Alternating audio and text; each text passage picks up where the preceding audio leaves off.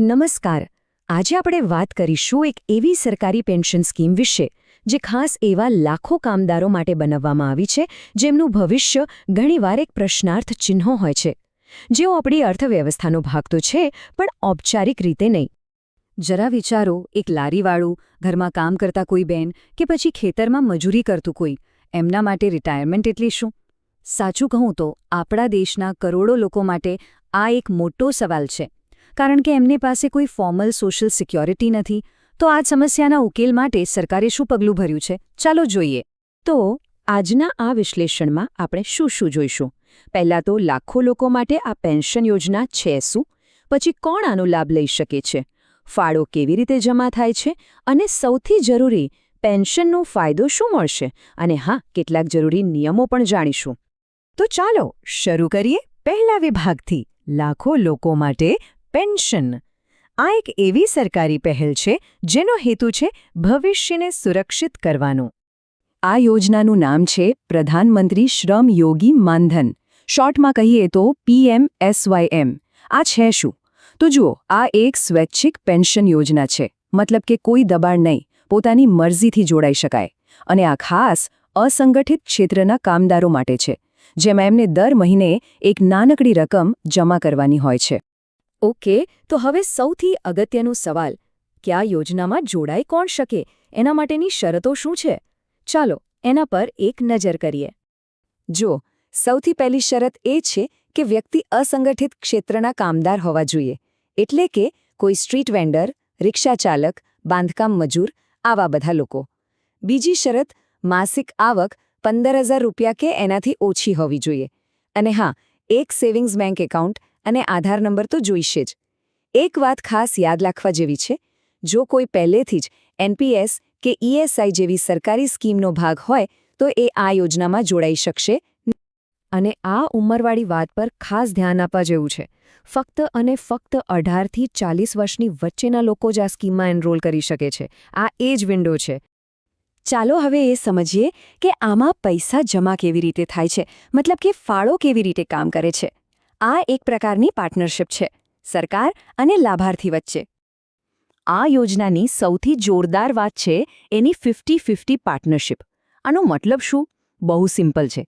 જે પણ સભ્ય દર મહિને જેટલી રકમ પોતાના ખાતામાં જમા કરાવશે, બરાબર એટલી જ રકમ સરકાર પણ એમના ખાતામાં જમા કરશે. એટલે કે બચત સીધી ડબલ. કેટલી સરસ વાત છે નહીં? તો મહિને કેટલા ભરવાના એ નક્કી થાય છે તમે કઈ ઉંમરે જોડાવ છો એના પર. ચાલો એક ઉદાહરણ જોઈએ. માની લો કે કોઈ 18 વર્ષની ઉંમરે જોડાય છે, તો એને મહિને ખાલી 55 રૂપિયા જ ભરવાના.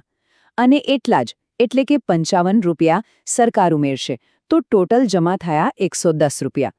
એ જ રીતે જો કોઈ 25 વર્ષે જોડાય તો 80 રૂપિયા ભરવાના. અને જો કોઈ 40 વર્ષની ઉંમરે જોડાય તો મહિને 200 રૂપિયા ભરવાના. અને સરકારના 200 મળીને કુલ 400 રૂપિયા જમા થશે. જેટલી નાની ઉંમરે જોડાઓ એટલો હફતો ઓછો. ઓકે, તો આટલા વર્ષો સુધી પૈસા ભર્યા પછી અંતે મળશે શું?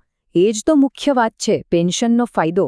ચાલો જોઈએ કે 60 વર્ષની ઉંમર પછી સભ્યોને શું મળે છે. તો જેવી 60 વર્ષની ઉંમર પૂરી થાય એટલે લાભાર્થીને દર મહિને ઓછામાં ઓછું 3,000 રૂપિયાનું ફિક્સ પેન્શન મળવાનું શરૂ થઈ જાય છે. અને આ રકમ આખી જિંદગી મળે છે. ઘડપણમાં આનાથી મોટો આર્થિક સહારો બીજો કયો હોઈ શકે? પણ અહીં એક સવાલ મનમાં જરૂર આવે કે માની લો ભગવાન ના કરે પણ લાભાર્થીનું અવસાન થઈ જાય તો શું એમના પરિવારનું શું? શું એમને કોઈ સિક્યોરિટી મળશે? તો હા, એનો પણ વિચાર આ સ્કીમમાં કરવામાં આવ્યો છે. આને કહેવાય છે ફેમિલી પેન્શન. આમાં એવું છે કે જો પેન્શન દરમિયાન લાભાર્થીનું અવસાન થાય તો એમના જીવનસાથીને, એટલે કે પતિ કે પત્નીને, પેન્શનની અડધી રકમ, એટલે કે 1,500 રૂપિયા ફેમિલી પેન્શન તરીકે આખી જિંદગી મળ્યા કરે છે. આ એક બહુ મોટી સુરક્ષા છે. ચાલો હવે કેટલાક બીજા અગત્યના નિયમો પર પણ વાત કરી લઈએ, કારણ કે કોઈ પણ સ્કીમમાં જોડાતા પહેલા એના નિયમો જાણવા બહુ જ જરૂરી છે. જેમ કે જો કોઈને વચ્ચેથી જ સ્કીમ છોડવી હોય તો શું? એના શું નિયમો છે? આના નિયમો એકદમ સાફ છે. જો કોઈ 10 વર્ષ પૂરા થાય એ પહેલા સ્કીમમાંથી નીકળી જાય તો એમણે ભરેલા પૈસા અને એના પર સેવિંગ્સ બેંક જેટલું વ્યાજ પાછું મળી જાય. પણ જો 10 વર્ષ પછી પણ 60 વર્ષ પહેલાં નીકળે તો એમને પોતાના ભરેલા પૈસા તો પાછા મળે જ, સાથે સાથે ફંડે જે વ્યાજ કમાયો હોય એ પણ મળે. અને ત્રીજો કેસ, જો 60 વર્ષ પહેલાં લાભાર્થીનું મૃત્યુ થઈ જાય તો એમના જીવનસાથી પાસે 2 ઓપ્શન હોય છે. કાં તો એ બાકીના પૈસા ભરીને સ્કીમ ચાલુ રાખી શકે અથવા તો લાભાર્થીએ ભરેલા પૈસા વ્યાજ સાથે પાછા લઈ શકે. તો છેલ્લે એક સવાલ, શું પ્રધાનમંત્રી શ્રમ યોગી માનધન જેવી યોજનાઓ આપણા દેશમાં સામાજિક સુરક્ષા માટે એક નવું મોડલ બની શકે છે?